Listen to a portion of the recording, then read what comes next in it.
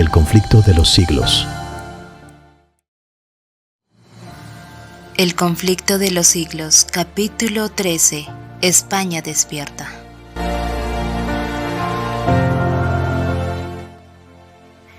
Estas exposiciones de la libertad del Evangelio no podían dejar de llamar la atención en un país donde el amor a la libertad era tan arraigado.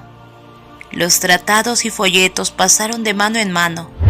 Los amigos del movimiento evangélico en Suiza, Alemania y los Países Bajos seguían mandando a España gran número de publicaciones. No era tarea fácil para los comerciantes burlar la vigilancia de los esbirros de la Inquisición, que hacían cuanto podían para acabar con las doctrinas reformadas, contrarrestando la ola de literatura que iba inundando al país. No obstante, los amigos de la causa perseveraron hasta que muchos miles de tratados y de libritos fueron introducidos de contrabando, burlando la vigilancia de los agentes apostados en los principales puertos del Mediterráneo y a lo largo de los pasos del Pireneo.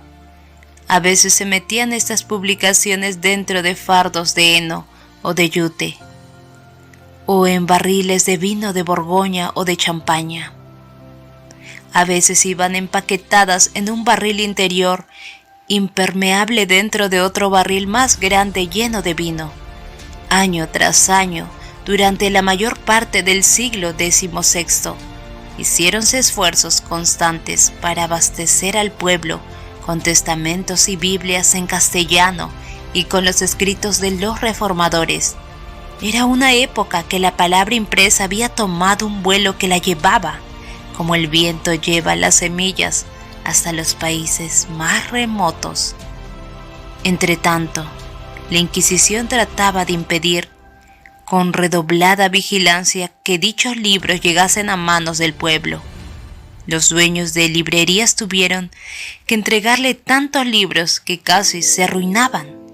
Ediciones enteras fueron confiscadas y no obstante ejemplares de obras importantes, inclusive muchos nuevos testamentos y porciones del antiguo, llegaban a los hogares del pueblo, merced a los esfuerzos de los comerciantes y colportores.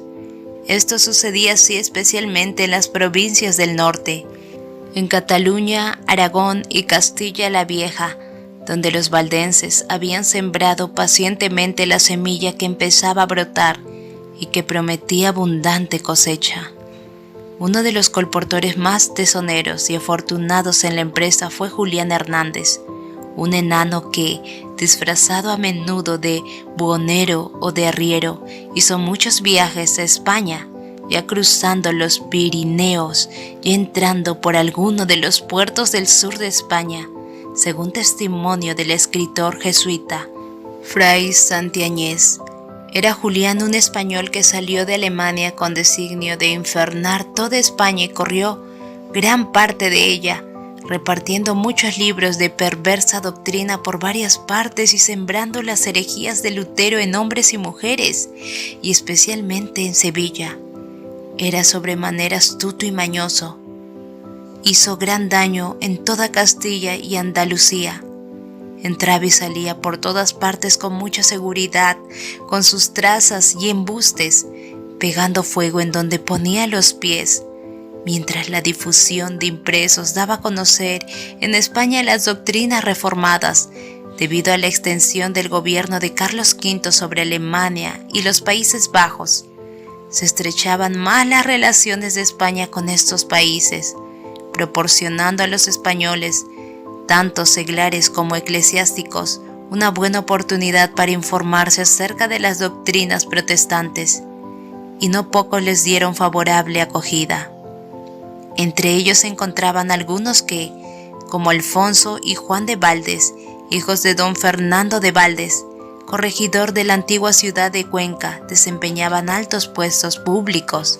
Alfonso de Valdes, que, como secretario imperial, acompañó a Carlos V con motivo de su coronación en 1520 y a la Dieta de Worms en 1521, Aprovechó su viaje a Alemania y a los Países Bajos para informarse bien respecto al origen y a la propagación del movimiento evangélico, y escribió 2 cartas a sus amigos de España haciendo un relato completo de cuanto había oído, incluso un informe detallado de la comparecencia de Lutero ante la Dieta.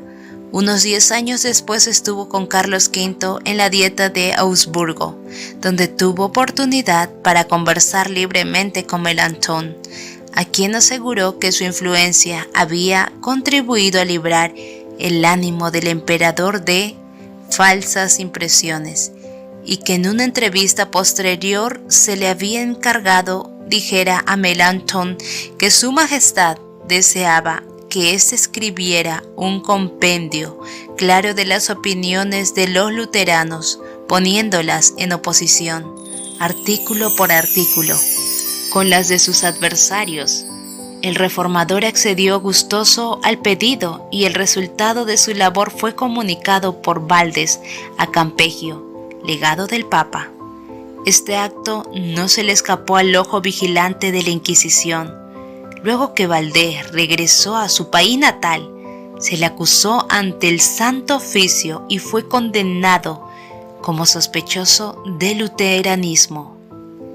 El poder del Espíritu Santo que asistió a los reformadores en la tarea de presentar las verdades de la palabra de Dios durante las grandes dietas convocadas de tanto en tanto por Carlos V, hizo gran impresión en el ánimo de los nobles y de los dignatarios de la Iglesia que de España acudieron a aquellas. Por más que algunos de estos, como al arzobispo Carranza, se les contase durante muchos años entre los más decididos partidarios del catolicismo romano, con todo no pocos se dieron al fin a la convicción de que era verdaderamente Dios quien dirigía y enseñaba a aquellos intrépidos defensores de la verdad, que con la Biblia abogaban por el retorno al cristianismo primitivo y a la libertad del Evangelio. Entre los primeros reformadores españoles que se valieron de la imprenta para esparcir el conocimiento de la verdad bíblica, hay que mencionar a Juan de Valdés, hermano de Alfonso, sabio, jurisconsulto y secretario del virrey español de Nápoles.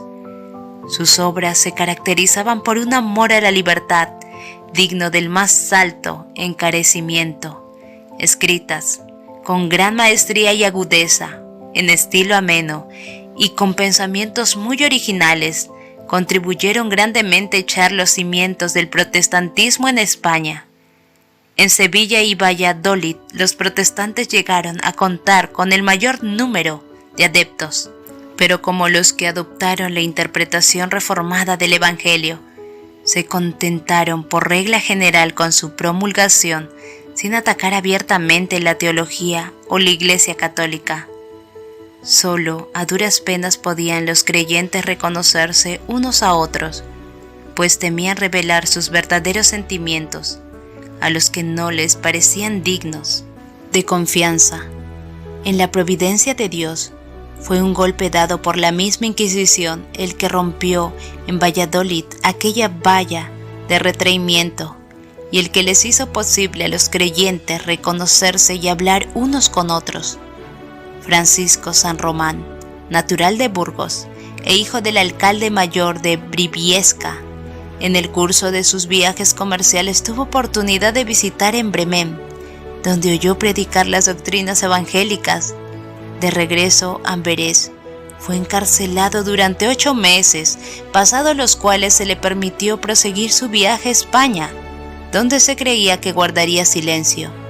Pero, cual aconteciera con los apóstoles de antaño, no pudo dejar de hablar las cosas que había visto y oído, debido a lo cual no tardó en ser entregado a la Inquisición en Valladolid. Corto fue su proceso.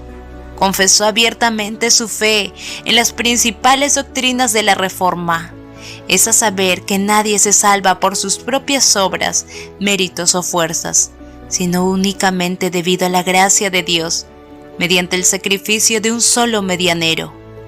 Ni con súplicas ni con torturas pudo inducírsele a que se retractara. Se le sentenció, pues, a la hoguera y sufrió el martirio en un notable auto de fe en 1544. Hacía cerca de un cuarto de siglo que la doctrina reformada había llegado por primera vez a Valladolid. Empero durante dicho periodo, sus discípulos se habían contentado con guardarla en sus corazones, hablar de ella con la mayor cautela a sus amigos de confianza. El estudio y la meditación, avivados por el martirio de San Román, pusieron fin a tal retraimiento. Expresiones de simpatía por su suerte o de admiración por sus opiniones dieron lugar a conversiones, en cuyo curso los que favorecían la nueva fe, como se la llamaba, pudieron fácilmente reconocerse unos a otros el celo y la magnanimidad de que dio prueba el mártir al arrostrar el odio general y al sufrir tan horrible muerte por causa de la verdad.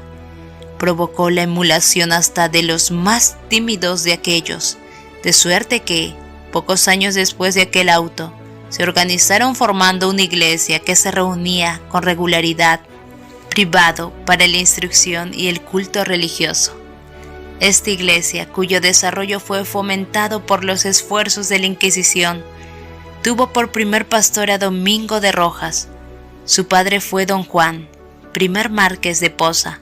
Su madre fue hija del conde de Salinas y descendía de la familia del marqués de la Mota. Además de los libros de los reformadores alemanes con los que estaba familiarizado, propagó ciertos escritos suyos y particularmente un tratado con el título de Explicación de los Artículos de Fe, que contenía una corta exposición y defensa de las nuevas opiniones. Rechazaba como contraria a las escrituras la doctrina del purgatorio, la misa y otros artículos de la fe establecida. Merced a sus exhortaciones llenas de celo, muchos fueron inducidos a unirse a la Iglesia Reformada de Valladolid, entre los que se contaban varios miembros de la familia del mismo Rojas, como también de la del Marqués de Alcañices y de otras familias nobles de Castilla. Después de algunos años de servicio en la buena causa, Rojas sufrió el martirio de la hoguera. Camino del sitio del suplicio, pasó frente al palco real y preguntó al rey: ¿Cómo podéis, señor, presenciar así los tormentos de vuestros inocentes súbditos? Salvadnos de muerte tan cruel. No, replicó Felipe. Yo mismo llevaría la leña para quemar a mi propio hijo si fuese un miserable como tú. El doctor don Agustín Casalla, compañero y sucesor de Rojas, era hijo de Pedro Casalla, oficial mayor del Tesoro Real, y se le consideraba como a uno de los principales oradores sagrados de España. En 1545 fue nombrado capellán del emperador, a quien acompañó el año siguiente a Alemania, y ante quien predicó ocasionalmente años después, cuando Carlos V se hubo retirado al convento de Yuste.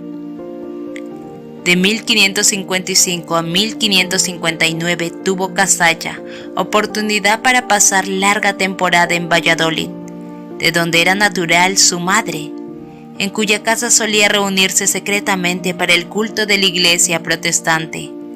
No pudo resistir a las repetidas súplicas con que se le instó para que se hiciera cargo de los intereses espirituales de ésta, la cual, favorecida con el talento y la nombradía del nuevo pastor, creció rápidamente en número y respetabilidad.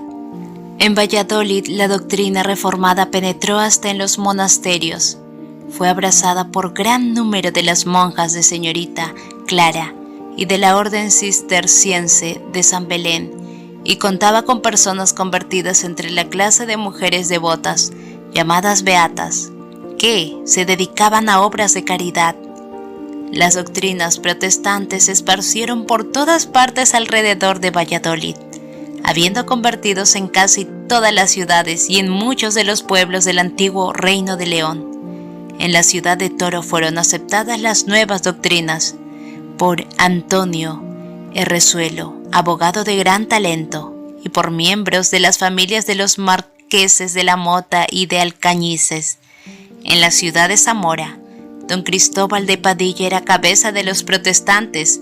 De esto lo sabía también en Castilla la Vieja, en Logroño, en la Raya de Navarra, en Toledo y en las provincias de Granada, Murcia, Valencia y Aragón. Formaron agrupaciones en Zaragoza, Huesca, Barbastro y en otras muchas ciudades.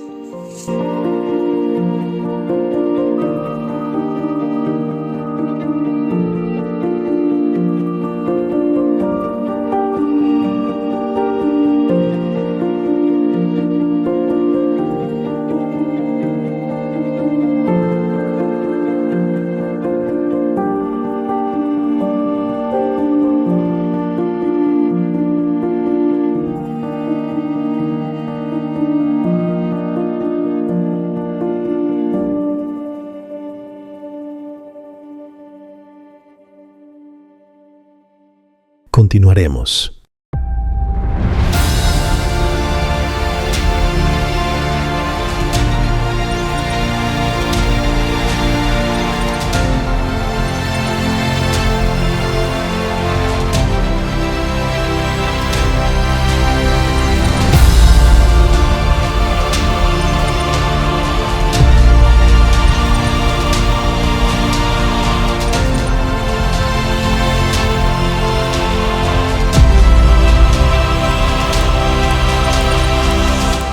El conflicto de los siglos.